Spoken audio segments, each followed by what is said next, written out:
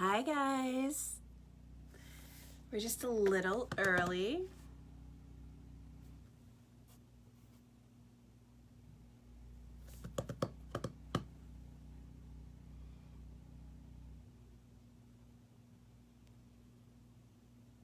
They have all of these new options for going live. Oh, that's interesting. That's new. As you can see, we have a guest watching from behind us.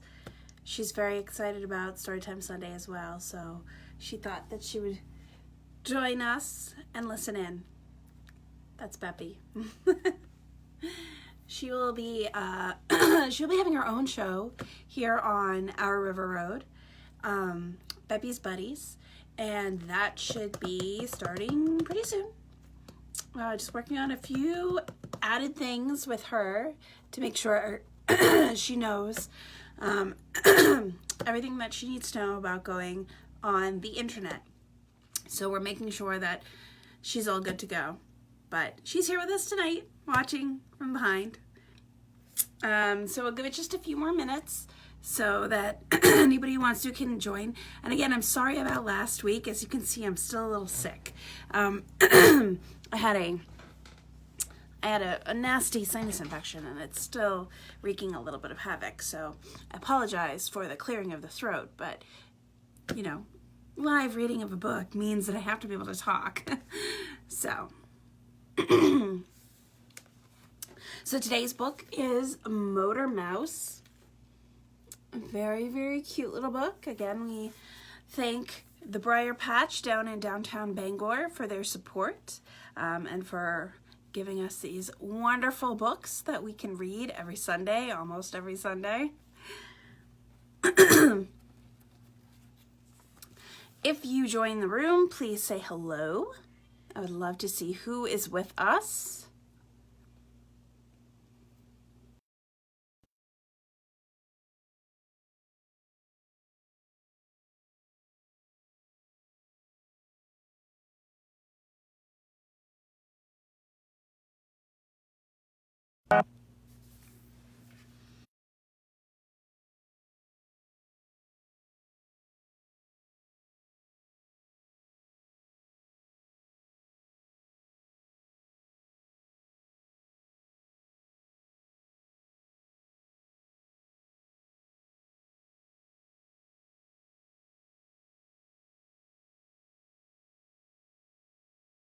Over.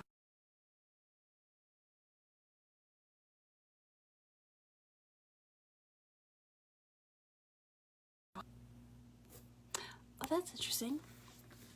Motor Mouse. Can't really see it. Okay, we'll go back. Sometimes we like to play with our frames. Not today. Not today.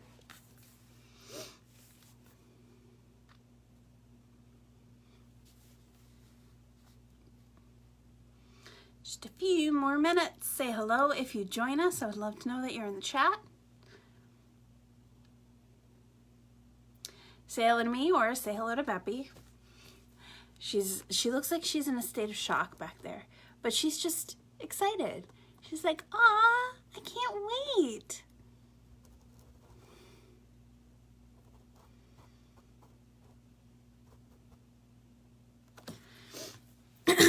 All right, we're gonna get started for this Storytime Sunday. So today's book is Motor Mouse, and it is by Cynthia, Rylant, and Arthur Howard.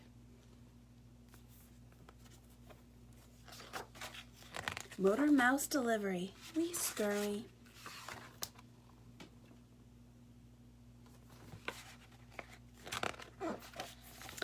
Contents.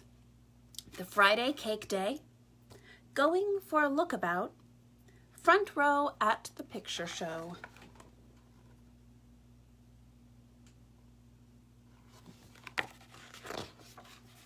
The Friday cake day.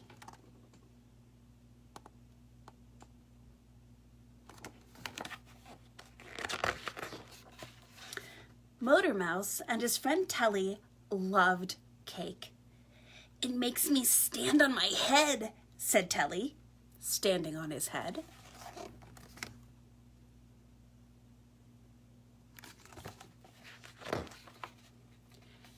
did not make Motor Mouse stand on his head, but it did make him hum a little tune.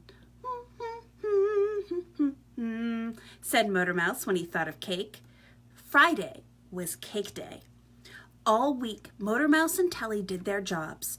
Motor Mouse drove his little car here and there, making deliveries, and Telly trimmed hair rather well.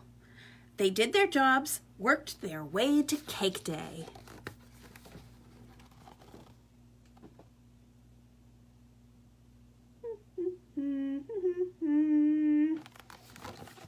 I'm liking this Friday cake day thing. The hedgehog invited them to follow behind his motor car for some pie. Soon they were out of town and flying over the hills. "I'm not sure I will like pie as well as cake," shouted Telly above the roar. Motor Mouse said nothing.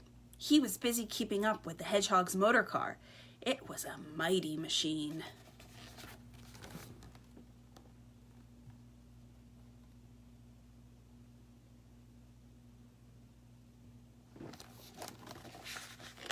It's one good-looking car. In due time, there was a village, then a row of shops, then a shop that said pie. "I'm not sure I want to eat pie on Cake Friday," said Telly. "We shall make do," said Motor Mouse. "Be brave."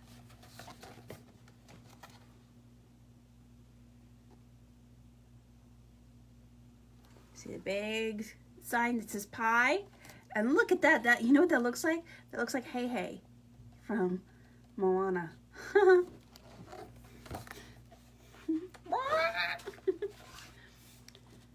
They followed the hedgehog within. It smelled rather good inside. It smelled rather terribly good inside. "Ooh," said Telly, almost feeling the urge to stand on his head. "Hum," said Motor Mouse. "Hum, hum, hum, hum." They looked at the case of pies. Neither could speak. Look at all those pies. Oh my goodness. This book is making me hungry. No, I want pie or cake, but it's not Friday. "Allow me," said Hedgehog. He ordered 3 plates of pie and 3 pots of tea. They sat at a table for 3. Motor Mouse and Telly each took a bite. "Are we dreaming?" asked Telly. Motor Mouse checked his watch. "No," he said. They were indeed eating pie on Cake Friday, and it was quite acceptable.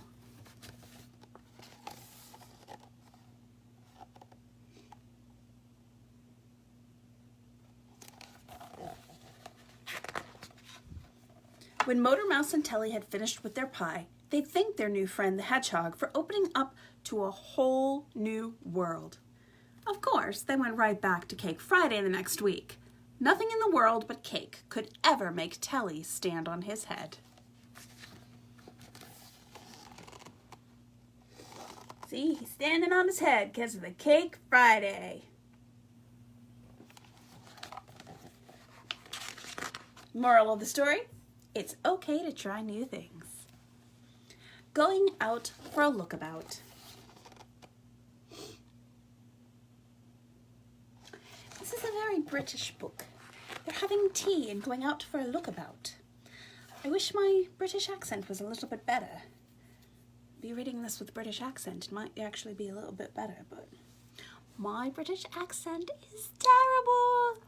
Absolutely terrible. Motor Mouse enjoyed his motor car, but he could not drive and look about at everything at the same time. He had to keep his eyes on the road.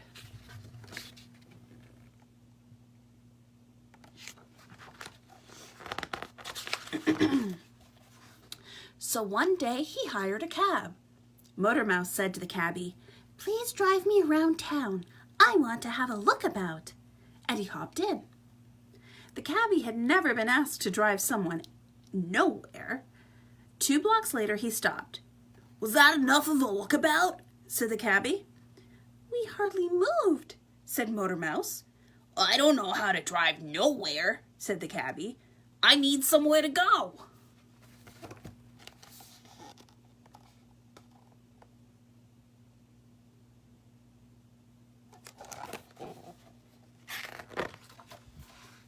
Then what do you say we travel down memory lane? Said Motor Mouse.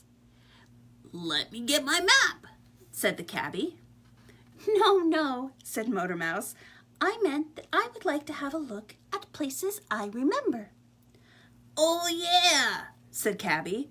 I can do that very well. And what's your first place I'm remembering?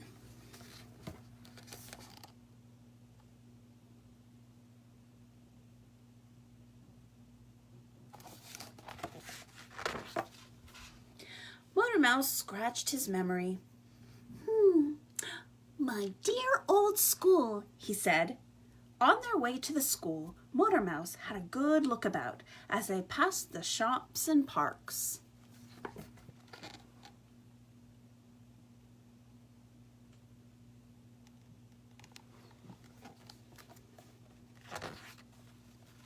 Soon they were at Motor Mouse's old school.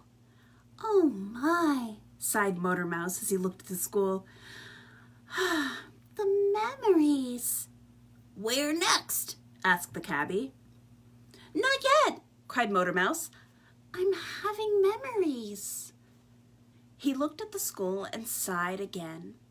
He sighed and sighed. Ready any time you are, said the cabbie. Memories, cried Motor Mouse. He sighed several times more. It's just that I miss my old friends, said Motor Mouse.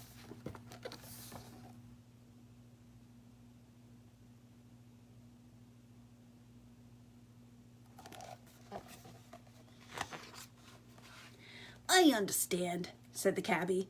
I miss mine too. They both sighed. I say, said Motor Mouse, perhaps memory lane is not the right road. Would you fancy a trip to the bowling alley instead? That would be somewhere, said the cabbie. So Motor Mouse and the cabbie drove to the bowling alley.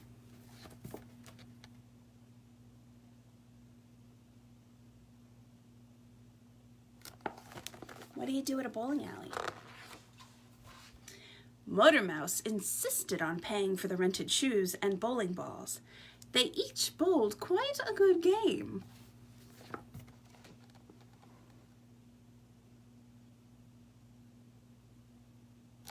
Have you ever gone bowling? Are you very good at it? I'm not. And when they left, neither was thinking of their old friends at all.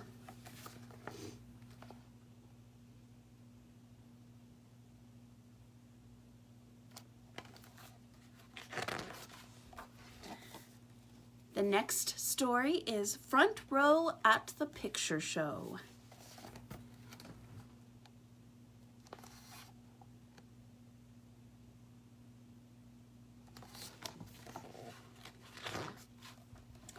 Motor Mouse and his brother Valentino loved the picture show.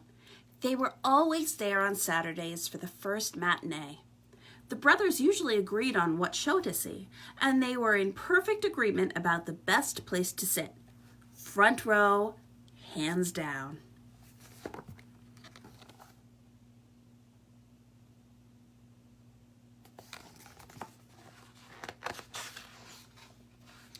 But they could never see eye to eye on the snacks, specifically the popcorn. The biggest bucket was the best deal at the picture show. Valentino loved a deal, so he always wanted to buy a big bucket to share with Motor Mouse instead of a small bucket for each of them. This had not worked for years, and it was not working this Saturday either. The biggest bucket has not worked for years, said Motor Mouse, and that's because you hog it.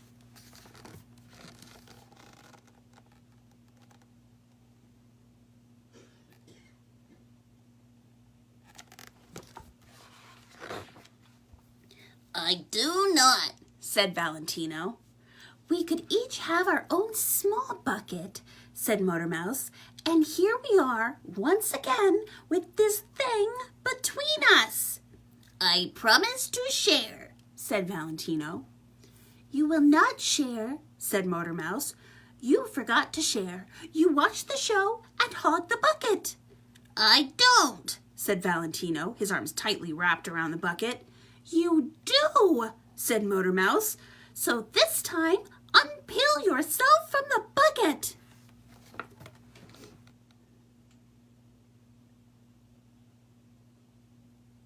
Oh, brother. How many of you have a brother that you fight with sometimes, right?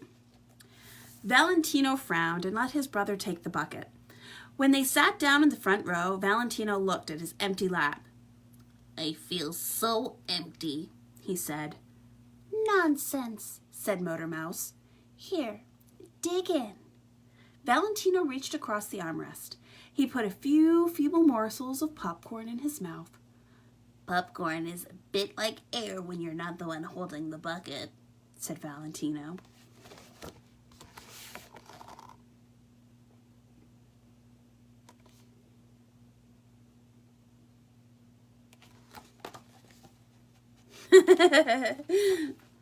Five brothers, yep. Hi, Pierre. Nonsense, said Motor Mouse. We will share. We will cooperate. We will co-own this bucket. Valentino shook his head. Empty, he said. Motor Mouse looked at his brother's sad face. Oh, for Pete's sake, said Motor Mouse. He stood up and put the biggest bucket in Valentino's lap. Really? Valentino said, brightening up. I will be back, said Motor Mouse.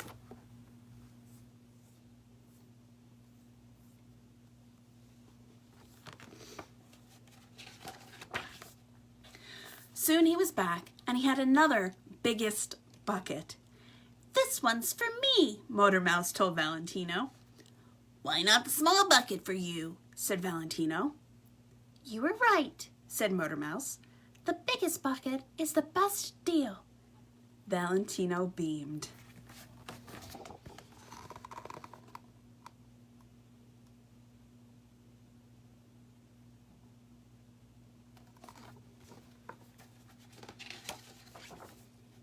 Motor Mouse and Valentino watched the picture show, with not even one tiny moment of hogging. And when the show was over, between them there was not even one tiny kernel of popcorn left.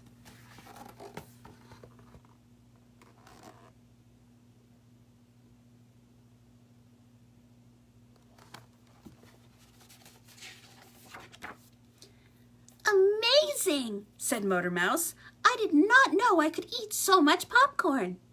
Oh, it's not hard, said Valentino. I've done it for many... Valentino stopped. He looked at Motor Mouse. Oops, said Valentino. I guess I do hog. But you always buy us ice cream after the show, said Motor Mouse. And I always order 2 scoops. And I always order just 1, said Valentino. And you also treat my friends when we see them, added Motor Mouse. I do, said Valentino.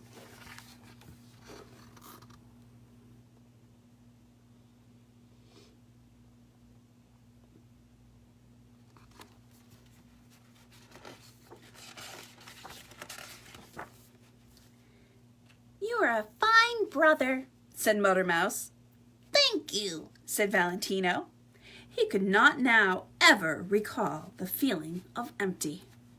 Motor Mouse and Valentino got into the motor car and headed for the ice cream shop. Life was full.